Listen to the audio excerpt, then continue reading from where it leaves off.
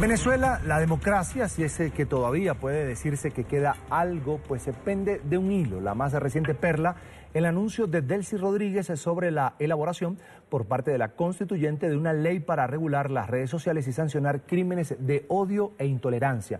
El instrumento jurídico podría contemplar penas de hasta 25 años para quienes la incumplan. Además, hoy Rodríguez aseguró que se incluiría en esta norma la responsabilidad que tienen los medios de comunicación en la difusión de mensajes de odio e intolerancia. Una ley que, según sus promotores, busca acabar con el odio y la intolerancia. Erradicar las expresiones discriminatorias, erradicar las expresiones del fascismo. Para organizaciones defensoras de la libertad de expresión, en cambio, se trataría de una herramienta para criminalizar la opinión y perseguir a la disidencia. Es muy subjetivo el tema en el cual pretenden criminalizar la comunicación, vía redes sociales, vía medios de comunicación. Regular las redes sociales ha sido el norte de la administración chavista desde que logró el control de los medios de comunicación, hoy en su mayoría censurados. Ahora esta constituyente está tratando de crear una ley que va a cerrar la posibilidad de que cualquier persona opine. En Venezuela incluso se han registrado detenciones de ciudadanos por opiniones difundidas en Twitter. María Magali Contreras en el estado Zulia, que fue detenida por, ella supuestamente es vidente y entonces dijo que iba a haber unos asesinatos supuestamente según ella había visto en la Asamblea Nacional y por eso fue detenida 9 meses en el SEBIN. Una persona que la seguían no más de 100 personas, aunque no tenía ninguna influencia y que al final incluso se demostró que era una persona con problemas psiquiátricos. Oponerse a la administración de Nicolás Maduro en Venezuela se paga con cárcel. El Foro Penal cifra en 645 los presos de conciencia, que además han sido víctimas de violaciones a derechos humanos. En actuales momentos, Carlos Julio ha sido torturado, pasó 2 días sin comer, 2 días sin agua y tuvo 6 días sin que le permitieran ir al baño. En la sesión en la que se debatió el proyecto de la denominada Ley de Delitos contra el Odio y la Intolerancia y por la Convivencia Pacífica, también se propuso que los dueños de medios rindan cuenta ante la constituyente. Para que aclaren su participación en los hechos de violencia. Según el Instituto de Prensa y Sociedad IPIS, durante los primeros 6 meses del año, 35 trabajadores de la prensa han sido detenidos, en su mayoría en medio de coberturas de manifestaciones antigubernamentales. 3 de ellos permanecen tras las rejas. Desde 2014 han sido perseguidos quienes tuitean en contra del gobierno de Venezuela. Son 7 los casos registrados de tuiteros encarcelados. Estos fueron llevados a prisión por instigación al odio, ultraje y conspiración a través de alguna red social. En Caracas voy a saludar a Mercedes de Freitas, es directora ejecutiva de Transparencia Venezuela, organización miembro de la Alianza Regional por la Libre Expresión e Información y quienes rechazaron de inmediato este anuncio de la Asamblea Constituyente Madurista. Bienvenido, una buena tarde. Buenas tardes, ¿cómo estás? Saludos para todos. Un placer. Controlar o evitar, ejercer alguna acción para evitar los crímenes de odio, pues parece lógico, pero el tema de las redes sociales, ¿hasta qué punto pudiera ser violatorio de la propia Constitución, de los derechos vigentes en la propia Constitución en Venezuela? Sí, bueno, desde hace mucho tiempo ya la Corte Interamericana de Derechos Humanos y la Comisión ha recomendado en Venezuela la eliminación de todas las sanciones por pensar distinto. Hay regulaciones, había en toda América Latina y poco a poco muchos países han ido eliminando esas legislaciones, esas normas que prohibían el pensar distinto, el que prohibían criticar a los funcionarios públicos, ¿no? Sin embargo, en Venezuela no solamente no se eliminan, sino que se aumentan. Y hay una inmensa confusión entre la población porque precisamente los que a través de los medios de comunicación permanentemente están dirigiendo mensajes de violencia, mensajes de terror, mensajes de acusaciones sin fundamento, son las personas que hablan de que el otro, la otra edad, es la que tiene la violencia en sus manos. Eso ocurre en todos los regímenes dictatoriales, en los regímenes donde la seguridad jurídica está en manos del poder político y tenemos muy poca posibilidad de lograr justicia a través del sistema y del Poder Judicial venezolano. El intento del crear y de aprobar y de discutir siquiera esta ley contra el odio llama la atención que algunos miembros de esa constituyente fraudulenta se opusieron ellos mismos, con lo cual parece que también dentro del chavismo hay algunas reservas todavía que pueden hacer bien para Venezuela. Ahora, señora de Freitas, ¿cómo se combate una situación como esta cuando la comunidad internacional, parte de América Latina, también del norte en el continente, ha dicho que en Venezuela hay una dictadura? No es fácil. Esta mañana me preguntaban si yo creía que había alguna posibilidad de obtener justicia con nuestro sistema judicial y la verdad es que tengo muy pocas esperanzas, no contamos con él. Creo que los venezolanos nos están exigiendo una respuesta superior, muy exigente. Lamentablemente es muy poco lo que cada uno de los venezolanos comunes podemos hacer, más que seguir documentando, seguir exigiendo justicia, seguir protegiendo a las personas que reciben violación de sus derechos día a día, seguir contándole al mundo y visibilizando lo que ocurre y que cada minuto que pase en el mundo se vaya sumando más y más gente a señalar a nuestro gobierno y a pedir una salida democrática.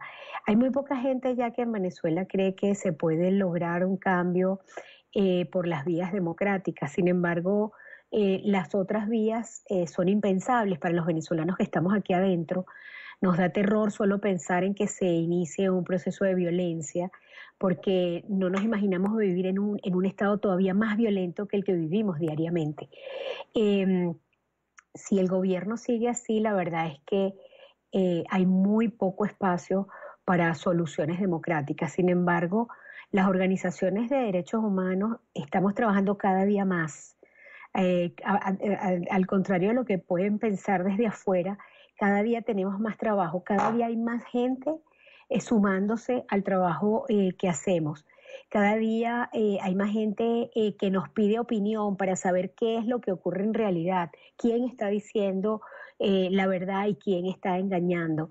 Y creo que hay reservas morales en el país para avanzar, para no dejar retroceder y poder avanzar pueblo a pueblo, metro a metro en la conquista democrática.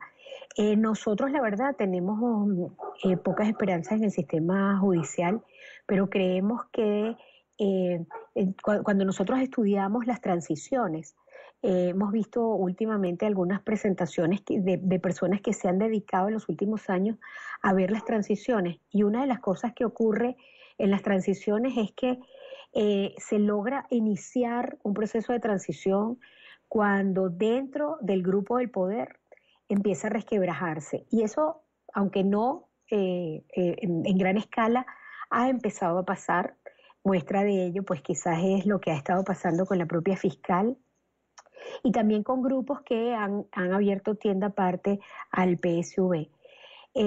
Pero claro, en este día a día vemos un panorama muy oscuro para los venezolanos. ¿Pudiera venir de allí, señora de Freitas, la reflexión precisamente de las filas del chavismo, del Partido Socialista Unido de Venezuela, tomando en cuenta que si Nicolás Maduro, el gobierno, el oficialismo, la constituyente madurista toma esa decisión de regular redes sociales, la internet, sería como que un farol, un bombillo rojo parpadeando en el continente americano y sobre todo en Latinoamérica? Sí, eso nos hemos temido esto desde hace mucho tiempo. No sé de dónde va a salir el cambio, más que soñar con él, trabajamos día a día por lograr espacios democráticos de esperanza para todos, de justicia, de equidad y de libertad. No sé de dónde va a salir, de dónde va a venir. Nosotros solamente podemos trabajar dentro de los espacios de paz, con las herramientas de la defensa de los derechos. Pero creo que el cerrar las redes sociales, como se está oyendo decir, significaría el cierre a movilización de cualquier tipo. Lo vemos con los países que tienen o que han tenido esta debilidad, en donde la posibilidad de comunicarse se anula. Si ya tenemos un gravísimo problema, porque bueno, no podemos ver su canal, los venezolanos actualmente, ni muchos otros, pero además cada día los canales locales van desapareciendo, aún las emisoras que transmiten regularmente música y que tienen uno que otro programa. El gobierno va tomando y el viernes pues amanecimos con la desaparición de 2 emisoras de radio más. La verdad es que es un momento en donde pareciera perder las esperanzas de vivir en un país democrático, en un país en donde tengamos posibilidades de desarrollo. Pero es nuestro papel como líderes de organizaciones el entender que en los peores momentos siempre aparecen oportunidades y que este es el momento en que necesitamos muchísimo el apoyo internacional, un apoyo que sea multifactorial, que reciban a los venezolanos que tienen que huir, que sabemos que somos diferentes y que los venezolanos pues cuando salimos del país es porque lo necesitamos, pero también siendo muy rigurosos en la crítica profunda a los abusos que tenemos del gobierno de Venezuela. Un abuso que va creciendo en diferentes sectores, no es solamente ya la inseguridad que no se aguanta, la inseguridad pública, la inseguridad ciudadana, la corrupción que ha invadido todas las esferas de la vida pública, la falta de alimentos, la falta de medicinas, la gente los niños y jóvenes y mujeres que se mueren en los hospitales porque no tienen el tratamiento, porque no tienen la máquina.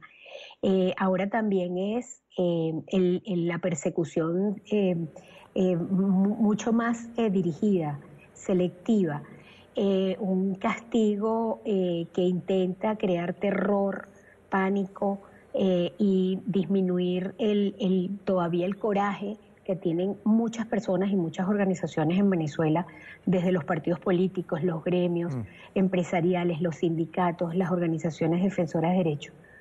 Hay coraje y energía en Venezuela.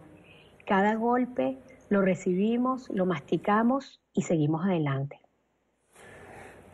Un panorama que la mayoría de los venezolanos, que el pueblo venezolano había dejado atrás el 23 de enero de 1958 cuando fue derrocada la dictadura de Marcos Pérez Jiménez. Como siempre es un placer escuchar los comentarios, las opiniones, el análisis de Mercedes de Freitas, directora ejecutiva de Transparencia Venezuela. Gracias por estar con nosotros, una feliz tarde, mucha suerte. Gracias, muy amable, hasta luego.